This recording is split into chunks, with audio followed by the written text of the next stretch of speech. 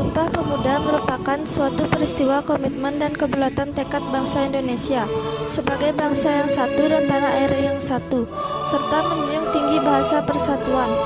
Menurut Taufik Abdullah, peristiwa Sumpah Pemuda menunjukkan perwujudan di mana berkumpulnya organisasi-organisasi pemuda terpelajar untuk melakukan Kongres Pemuda. Sumpah Pemuda dipandang sebagai pengakuan fundamental dari sebuah bangsa yang masih dalam tahap pembentukan. Sumpah Pemuda memiliki makna strategis dalam rangkaian untuk mengembangkan rasa persatuan dan proses penguatan diri bangsa.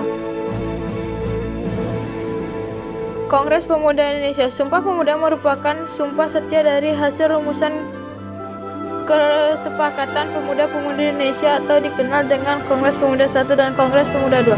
Kongres Pemuda I berlangsung di Jakarta pada tahun 1926. Di kongres itu mereka membicarakan pentingnya persatuan bangsa bagi perjuangan maju kemerdekaan.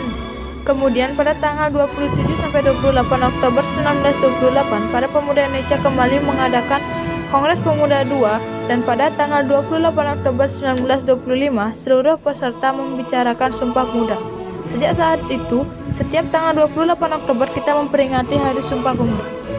Rumusan Sumpah Pemuda. Yang pertama, rumusan itu ditulis oleh Muhammad Yamin di sebuah kertas saat mendengar pidato dari Luis Sunario pada hari terakhir Kongres. Yang kedua, inti dari Sumpah Pemuda itu adalah satu nusa, satu bangsa, dan satu bahasa.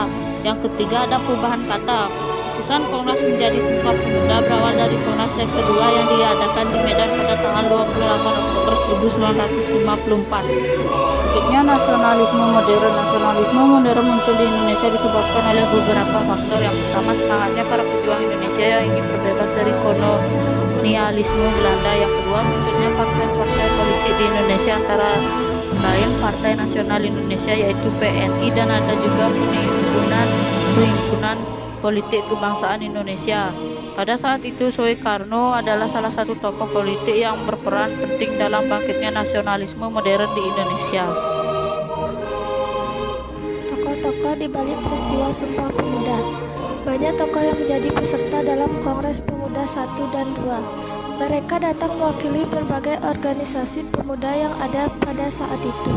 Di antaranya ada yang menjadi pengurus seperti Sugendo Joyopuspito dari Perhimpunan Pelajar-Pelajar Indonesia atau PPI, sebagai ketua dan wakilnya RM Joko Marsaid atau Jong Jawa.